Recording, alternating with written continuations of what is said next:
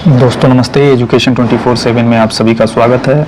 हमने एजुकेशन 24/7 पे संविधान से संबंधित सीरीज़ का प्रारंभ किया है, लेकिन हमने यह पाया कि संविधान के सीरीज़ को समझने के लिए, संविधान को पूरी तरीके से समझने के लिए हमें विधि की समझ होनी चाहिए और विधि के जो सतही कॉन्सेप्ट हैं, जो बहुत ही बेसिक कॉन्सेप्ट हैं, उसकी भी जानकारी हमें होनी चाहिए। तो इसलिए यह video basic knowledge of law इसके बारे में है। इस डिस्कोर्स में हम यह देखेंगे कि विधि कितने प्रकार के हो सकते हैं, इसका क्या वर्गीकरण किया गया है और वह कौन से प्रमुख सिद्धांत हैं जिसके बेसिस पर हम आने वाले समय में संवैधानिक विधि या अन्य विधियों का अध्ययन अपने इस चैनल पे करेंगे। बेसिक नॉलेज ऑफ लॉ प्रमुखतः कई भागों में बांटा गया है, जिसमें से प्रमुख रूप से हम civil cases, criminal cases, constitutional cases, administrative cases और केसेस ऑफ टॉर्ट्स, यानी कि हम ये कहें कि मोटा मोटा विधि को हमने 5 भागों में बांटा है। सिविल लॉ, नागरिक कानून, क्रिमिनल लॉ, आपराधिक कानून, कॉन्स्टिट्यूशनल लॉ, संवैधानिक विधि, इसके साथ ही साथ प्रशासनिक विधि और अपकृत्य विधि। संवैधानिक विधि और प्रशासनिक विधि एक दूसरे से मिलते जुलते हैं, वहीं पे आपराधिक विधि बिल्कुल अलग से एक विधि है जो किसी भी किए गए कार्य को, जिसको एक्ट के द्वारा, स्टैट्यूट के द्वारा, कोड के द्वारा अपराध घोषित किया गया है, उससे संबंधित है। इसके अलावा जो कुछ बच जाता है वह सब कुछ दीवानी न्यायालय में देखा जाता है, दीवानी के मामले के रूप में स्वीकार किया जाता है। दीवानी मामलों में commercial matters, consumers matter, matrimonial matters, property matters, inheritance matters, succession matters, ये सभी आते हैं। उपभोक्ता से संबंधित जो विवाद होते हैं, कंपनी इत्यादि, बिजनेस इत्यादि में जो विवाद होते हैं, संपत्ति के हस्तांतरण को लेकर के जो भी विवाद होता है, उसे हम दीवानी न्यायालय में दीवानी केसेस के रूप में जानते हैं। दीवानी न्यायालय के बाद आपराधिक न्यायालय जो हैं, क्रिमिनल केसेस के ट्रायल के लिए, क्रिमिनल केसेस से संबंधित प्रक्रियाओं को पूरा करने के लिए जो लॉ है वह है आपराधिक विधि। इसमें प्रमुख रूप से इंडियन पिनल कोड, भारतीय दंड संहिता, क्रिमिनल प्रोसीजर कोड और इंडियन एविडेंस एक्ट इत्यादि स्टैट्यूट्स हैं जो कि क्रिमिनल विधि को गवर्न करते हैं। वहीं इन 5 वर्गीकरण के अलावा अगर हम विधि को बांटने की कोशिश करें अधिकारों के बात को लेकर के, तो 2 प्रकार के अधिकार हैं, एक प्रोसीजरल राइट्स है और एक सब्सटेंटिव राइट्स है। इस आधार पे हम प्रोसीजरल लॉ और सब्सटेंटिव लॉ ऐसे 2 विधियों को का और विभाजन हम कर सकते हैं। प्रशासनिक विधि, संवैधानिक विधि, आपराधिक विधि और नागरिक कानून के बाद जो प्रमुख कानून है वह है अपकृत्य विधि का। अपकृत्य विधि का जो कानून है, इसी को समझाने के लिए ही आज का हमने डिस्कोर्स प्रारंभ किया है। हमने जब अपने आपराधिक विधि का अध्ययन प्रारंभ किया था तो हमने प्रारंभ में ही यह देखा था कि कोई कार्य तब अपराध है जब वह किसी एक्ट में लिखा गया हो। उस कार्य का किया जाना या नहीं किया जाना, अगर अपराध लिखा गया है कि अगर ऐसा कोई कार्य नहीं किया जाएगा तो अपराध माना जाएगा, तो वह अपराध है, और अगर ऐसा लिखा गया है कि कोई ऐसा कार्य किया जाएगा तो वह भी अपराध की श्रेणी में आएगा। इसमें सबसे प्रमुख बात यह है कि actus reus mens rea, actus reus mens rea यानी गिल्टी एक्ट गिल्टी माइंड। जब गिल्टी एक्ट कपल्ड होगा गिल्टी माइंड से, तब जाकर के यह कहा जाएगा कि उस व्यक्ति ने यह अपराध किया है। इसमें मॉरल एप्लीकेशन कहीं से नहीं आता। जैसे कि आपको स्विमिंग आती हो, आपको तैरना आता हो और कोई व्यक्ति डूब रहा हो, आप उसे बचाने नहीं जाते, तो यह कोई अपराध नहीं है। लेकिन अगर वहाँ पे कोई पुलिस का व्यक्ति है और उसकी यह ड्यूटी है कि किसी को डूबने से बचाना है, और अगर वह कोई व्यक्ति डूब रहा है और वह अपनी ड्यूटी नहीं निभा रहा, उसे बचाने का प्रयास नहीं कर रहा, तो यह निश्चित तौर से उसके द्वारा किया जाने वाला एक अपराध है। जबकि वहीं अगर आम नागरिक है, विधि ने उसके ऊपर कोई सेवा भार नहीं सौंपा है, उसके ऊपर कोई ड्यूटी नहीं है, कोई ऑब्लिगेशन नहीं है कि वह किसी व्यक्ति को बचाएगा, डूबते हुए व्यक्ति को बचाएगा, और अगर वो ऐसा नहीं करता, हालांकि वो सबसे बेहतर तैराक रहा हो, तो भी उसके ऊपर उसके द्वारा कोई कार्य अपराध की श्रेणी में नहीं आएगा। Actus reus mens rea. एक और उदाहरण से समझते हैं। मान लेते हैं एक पति पत्नी के बीच में, दंपति के बीच में विवाद होता है और पति अपनी पत्नी को बहुत मारता है। अपने पति के मार खा करके पत्नी जो है वो बेहोश हो जाती है, मूर्छित हो जाती है। पति को लगता है कि उसकी मृत्यु हो गई। जब पति को ऐसा लगता है कि उसकी मृत्यु हो गई तो वह घबराता है और फिर वह क्या करता है कि उसे एक बोरे में भर करके एक नहर कहें या पोखरा कहें, तालाब कहें, उसमें ले जा करके उस बोरे के गट्ठर को, जिसमें वह अपनी पत्नी को यह मानता है कि वह मर चुकी है, तो उसके लाश को ठिकाने लगा देता है, उस तालाब में डाल देता है। तालाब में जाने के बाद बोरे में जब वह बोरा जो है जिसमें लाश रखी हुई है, वह महिला है जिसमें, वह जब पानी के अंदर जाता है तो वह पानी पीने की वजह से, पानी में सांस न ले पाने की वजह से उसकी मृत्यु हो जाती है।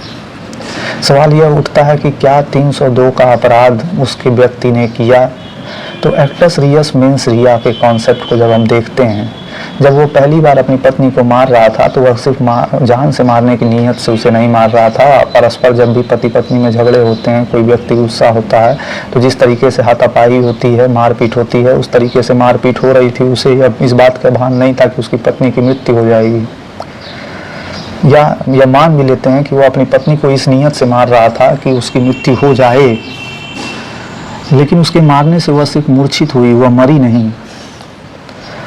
इसके बाद उस लाश को लेकर के, जिसे वह मान रहा है कि लाश है, लेकिन वह लाश नहीं है, वह जीवित शरीर है, उसे एक बोरे में रख करके पानी में, तालाब में फेंक देता है।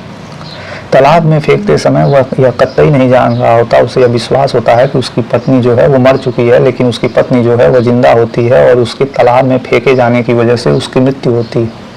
तो जिस एक्ट की वजह से मृत्यु हुई, उस एक्ट को करते समय उस व्यक्ति का गिल्टी माइंड नहीं है। उसकी गिल्टी माइंड तब थी जब वो पहली बार अपनी पत्नी को मार रहा था, लेकिन उस समय उसकी पत्नी मरी नहीं, बेहोश हो गई। तो एक्टस रियस तो उस समय था, गिल्टी एक्ट तो था, लेकिन गिल्टी माइंड नहीं था। सेकेंड स्टेज में गिल्टी एक्ट, गिल्टी माइंड या गिल्टी एक्ट कि उसकी वजह से वो मर गई, तो एक्ट इसमें गिल्टी नहीं है। क्यों? क्योंकि वह उसको मारने की नीयत से नहीं, लाश को ठिकाने लगाने की नीयत से पानी में फेंकता है। इस तरीके से उस व्यक्ति के ऊपर धारा 302 आईपीसी मर्डर के चार्ज नहीं प्रूव होंगे। उसे 307 के लिए ट्रायल किया जा सकता है कि उसने जान से मारने की नीयत से पहली बार अपनी पत्नी को मारा और उसकी पत्नी बेहोश हो गई, वह बच गई, लेकिन इसने अपनी तरफ से उसे जान से मारने का प्रयास किया।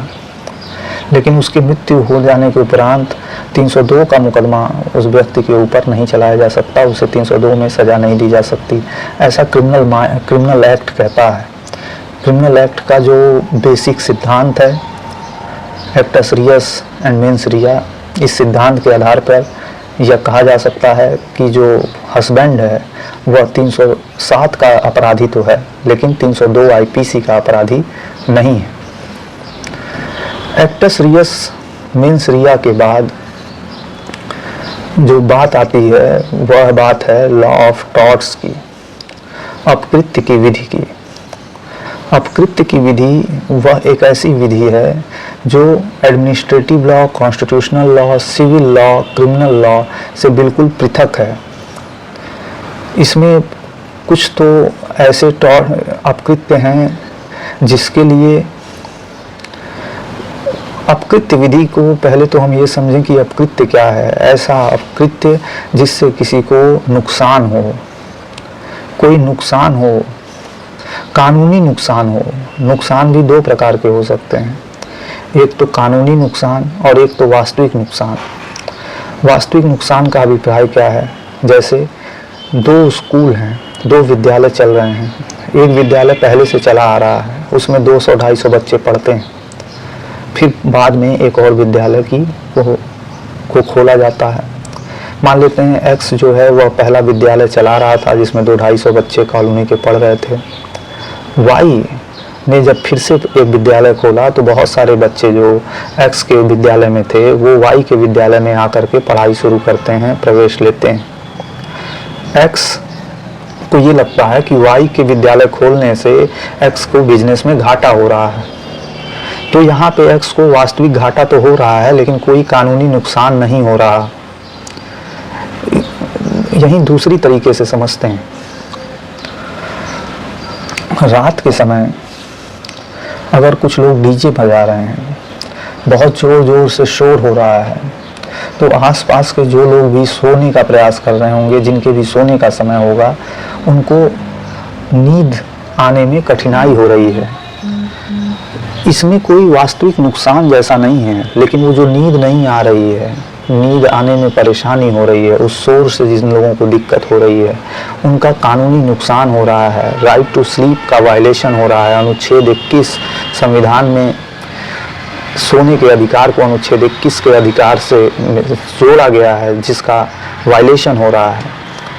तो ऐसे में डीजे बजाने वाले लोग टॉर्टुअस लाइबिलिटी के एम्बिट में आएंगे। उन्होंने एक अपकृत्य किया जिससे बहुत सारे लोगों को सोने में दिक्कत आई। कहने का अभिप्राय यह है कि किसी भी अपकृत्य विधि के लिए कानूनी नुकसान का होना जरूरी है। कानूनी नुकसान होने के बाद कानूनी उपचार का भी विधि में होना अनिवार्य है। अगर यह दोनों चीज़ें हैं तो अपकृत्य विधि प्रारंभ होती है। अपकृत्य विधि का प्रमुख सिद्धांत है यूबी जस ईवी रेमेडियम, where there is right there is remedy. जहाँ कहीं भी किसी व्यक्ति का अधिकार होगा वहाँ कहीं कोई न कोई उपचार होगा। जहाँ किसी व्यक्ति के अधिकारों का हनन किया जाएगा वहाँ उस अधिकार को हनन करने वाले व्यक्ति को किसी न किसी प्रकार से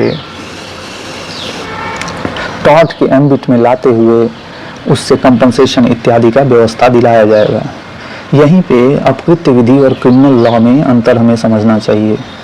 अपकृत्य विधि जो है वह सिविल नेचर का है, क्रिमिनल विधि जो होती है वो क्रिमिनल नेचर की होती है। अपकृत्य विधि में जो कंपनसेशन की व्यवस्था है, क्रिमिनल लॉ में पनिशमेंट की व्यवस्था है। अपकृत्य विधि प्राइवेट इंडिविजुअल्स को अफेक्ट करता है, जबकि क्रिमिनल ऑफेंस जो है वो स्टेट एट लार्ज को इफेक्ट करता है।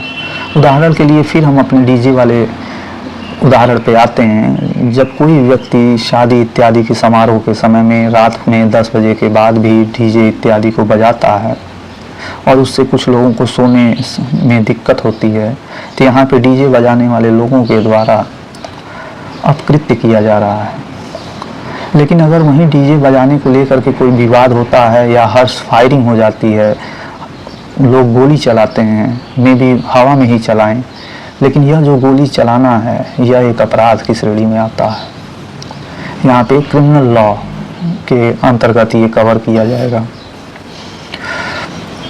अब हम देखेंगे कि दो प्रमुख सिद्धांत अपकृत्य विधि के, एक है इंजुरिया सिने डैमनम,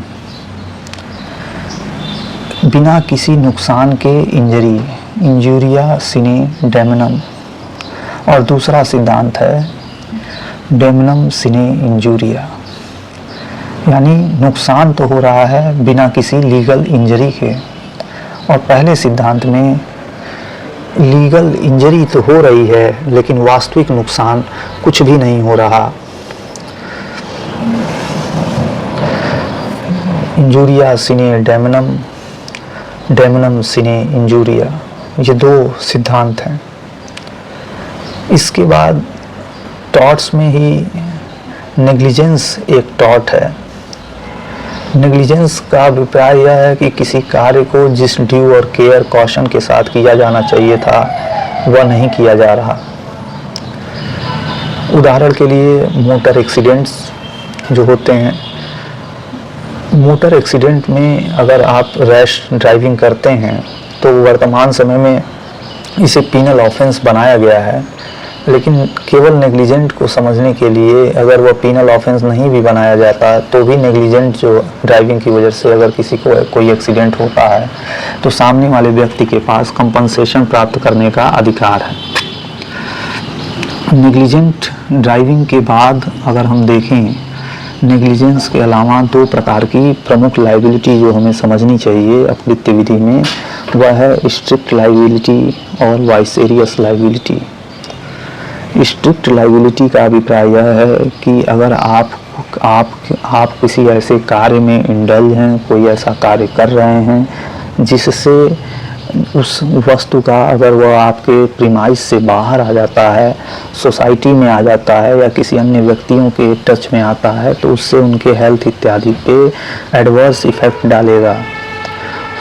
तो आपकी यह लाइबिलिटी है, आपके ऊपर एक ड्यूटी है लॉ की कि अगर आप किसी डेंजरस इंगेजमेंट में इन्वॉल्व हैं या कोई डेंजरस वस्तु आपके प्रीमाइस में है तो आप उसकी प्रॉपर तरीके से केयर करें कि यह इसमें कोई भी फॉरेन एलिमेंट अंदर ना आ सके और न ही अंदर की कोई वस्तु जो है वह बाहर की तरफ जा सके।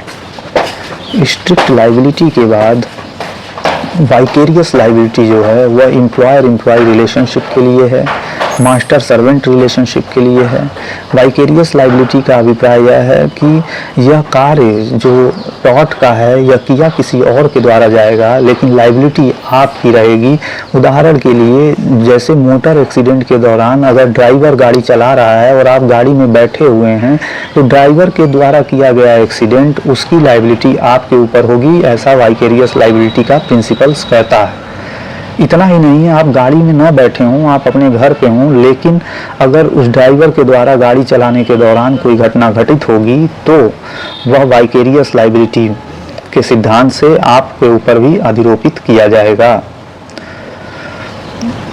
एब्सोल्यूट लाइबिलिटी का कॉन्सेप्ट भारत में टॉर्ट के रूप में डेवलप होता है।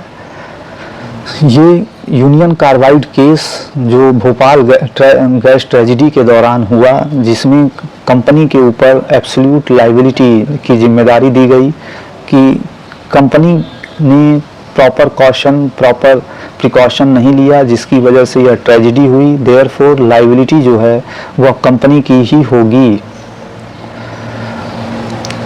इस तरीके से अगर हम देखते हैं तो हमने कुछ प्रमुख सिद्धांतों की ओर रेखांकित किया है। पहला तो हमने देखा कि actus reus mens rea criminal law का प्रिंसिपल है और क्रिमिनल लॉ में पनिशमेंट का कॉन्सेप्ट है, जबकि लॉ ऑफ टॉर्ट्स में अपकृत्य विधि में कंपनसेशन का कॉन्सेप्ट है और यह सिविल नेचर का वाद है। डिफेंस क्या क्या ले सकते हैं हम अपकृत्य विधि में? डिफेंस ले सकते हैं हम एक तो एक्ट ऑफ गॉड का। एक्ट ऑफ गॉड का डिफेंस का क्या मतलब है कि जो घटना घटी है वो एक्ट ऑफ गॉड है। उदाहरण के लिए आप किसी कार्य को करना चाह रहे थे कि हम सही तरीके से करें, लेकिन कुछ ऐसी परिस्थितियां आती हैं कि जो नेचुरल डिजास्टर्स हैं उनकी वजह से कोई नुकसान होता है। उदाहरण के लिए आप अपने घर में बैठ करके कुछ केमिकल से कुछ बनाने का प्रयास कर रहे हों और एकाएक ऐसा हो कि बहुत ढेर सारी बारिश होने लगे जो कि कभी ना हुई हो और आप उस चीज़ के लिए व्यवस्थित नहीं थे और जिसकी वजह से आपका जो केमिकल है वो पड़ोस के तालाब में बह के चला जाता है। तो ऐसे में आप यह डिफेंस ले सकते हैं कि स्ट्रिक्ट लाइबिलिटी आपके ऊपर नहीं बनती, क्योंकि आपने वो जो सरकमस्टांस था उसको कभी देखा ही नहीं था। आपके एरिया में कभी ऐसी बारिश होती ही नहीं थी, यह अप्रत्याशित थी। दूसरा, अगर हम देखें कि अगर नगर निगम ने कोई होर्डिंग वगैरह लगाया हुआ है और अर्थक्वेक के दौरान अगर वह गिरता है और उससे किसी व्यक्ति को चोट लगती है तो नगर निगम इस बात का प्ली ले सकता है कि यह एक्ट ऑफ गॉड है। ऐसे ही एक्सीडेंट इत्यादि में आप प्लिया ले सकते हैं। फिर टॉर्ट का सबसे बेहतर डिफेंस है कि ये अगर आप किसी के बेनिफिट में कर रहे हों, जैसे अगर आग लगी हुई है और आग तेजी से फैल रही है और धीरे धीरे करके वो आगे भी फैल जाएगी, तो आप बीच में ही किसी एक वस्तु को पूरी तरीके से हटा दें जिससे वह आग दूसरे जगह तक फैल ना पाए। इस क्रम में आप अगर किसी घर को ध्वस्त कर देते हैं या कुछ पेड़ों को काट देते हैं किसी के, तो ये आपका टॉर्च का एक बेहतर डिफेंस है कि आपने बेटर कॉज के लिए, लार्जर पर्पस सर्व करने के लिए ऐसा कार्य किया। इंजुरिया सिने डेमनम और डेमनम सिने इंजुरिया, ये दो प्रिंसिपल। इंजुरिया सिने डेमनम का अभिप्राय यह है कि आपको लीगल इंजरी हुई लेकिन कोई डैमेज नहीं हुआ। उदाहरण के लिए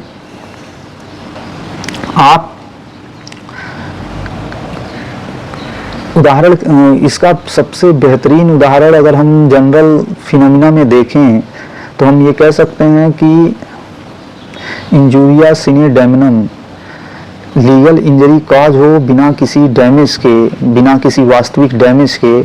इसका अभिप्राय ये है कि अगर आप किसी बैंक से लोन लेते हैं और उस लोन को सही तरीके से नहीं भर पाते हैं और इसके बाद सही तरीके से अगर आप उस लोन को नहीं भर पा रहे हैं और आप डिफ़ॉल्ट कर रहे हैं, डिफ़ॉल्ट करने के दौरान आपकी गाड़ी को जो लोन अथॉरिटी है वो खींच करके लेते जाती है, तो यहाँ पे आपको नुकसान तो हुआ लेकिन कोई लीगल नुकसान इसलिए नहीं हुआ क्योंकि वह जो गाड़ी थी वो कॉन्ट्रैक्ट के बेसिस पे थी, वो एग्रीमेंट के बेसिस पे थी, वह हाइपोथिकेशन था कंपनी के नाम पे कि जब आप किस्त भर दोगे, अपने लोन का रिपेमेंट प्रॉपर कर दोगे तो हम गाड़ी आपके नाम कर देंगे, तब तक ये गाड़ी बैंक के नाम रहेगी। डेमनम सिने इंजुरिया का बेस्ट उदाहरण जो था वह हमारे विद्यालय का उदाहरण है कि एक व्यक्ति अगर एक विद्यालय चला रहा है और वहीं पे दूसरा विद्यालय खुल जा रहा है, तो पहले विद्यालय में जाने वाले कुछ बच्चे अगर दूसरे विद्यालय में एडमिशन ले भी लेते हैं तो भी आपको वास्तविक डैमेज तो हो रहा है लेकिन कोई लीगल इंजरी नहीं है। ये कंपटीशन लॉ से गवर्न होता है, सबको यह राइट है कि वह बिजनेस कर सकता है आर्टिकल 19 के अंतर्गत। इसलिए आप ये नहीं कह सकते कि जो पहले विद्यालय चला रहा था उसका कोई कानूनी नुकसान हुआ दूसरा विद्यालय खुल जाने की वजह से। इसके बाद अगर हम देखते हैं actus reus, mens rea, vicarious liability, strict liability, injuria sine damnum, damnum sine injuria, इनके अध्ययन के बाद तो ब्रीच ऑफ कॉन्ट्रैक्ट और टॉर्ट में भी अंतर है और इस अंतर को भी हमें समझना चाहिए। ब्रीच ऑफ कॉन्ट्रैक्ट जो है वो एक कॉन्ट्रैक्ट का वायलेशन है, जबकि टॉर्ट में कोई प्रीमीडिएटेड कॉन्ट्रैक्ट नहीं होता। ये कॉमन लॉ प्रिंसिपल पर बेस्ड है। इसमें भी कंपनसेशन की व्यवस्था है, ब्रीच ऑफ ट्रस्ट में भी कंपनसेशन की व्यवस्था है, लेकिन कई बार ब्रीच ऑफ ट्रस्ट जो है वो क्रिमिनल नेचर का भी होता है। हालांकि लॉ ऑफ टॉर्ट्स जो है वो हमेशा सिविल नेचर का होता है, इसमें कंपनसेशन की व्यवस्था होती है। और अगर किसी केस में किसी पर्टिकुलर टॉर्ट को क्रिमिनल नेचर का बनाया भी गया है तो भी क्रिमिनल नेचर की जो व्यवस्था है वह अलग से उस व्यक्ति को पनिशमेंट देने के लिए की जाएगी और कंपनसेशन वाली व्यवस्था जो है वह सिविल न्यायालय से उस व्यक्ति को दिलाया जाएगा। दोस्तों, हमारे एजुकेशन 24/7 पे बने रहिए। इसके बाद हम पुनः कॉन्स्टिट्यूशनल लॉ का अध्ययन प्रारंभ करेंगे। हमने कॉन्स्टिट्यूशन से संबंधित 3 वीडियोस बनाए हैं जिसमें भारत के संविधान, उसके प्रस्तावना, उसके साइलेंट फीचर्स का अध्ययन किया है। आज के डिस्कोर्स को करने का उद्देश्य सिर्फ यह था कि हम ये समझ सकें कि विधि का जो हम अध्ययन कर रहे हैं वो किसी वैक्यूम में नहीं है।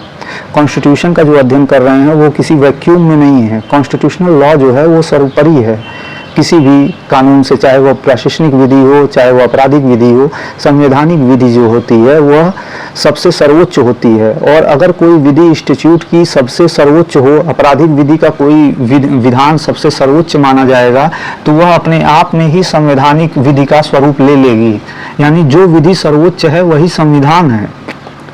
संविधान और संवैधानिक विधि में भी बहुत अंतर है। संविधान एक ऑर्गेनिक टेक्स्ट बुक है और उसकी विधियों को माननीय सर्वोच्च न्यायालय समय समय पर निर्वाचित करता है, उसे लोगों को बताता है, उसे परिभाषित करता है, उसके दायरे को घटाता बढ़ाता है। जल्दी मिलते हैं दूसरे सेशन में। Thank you.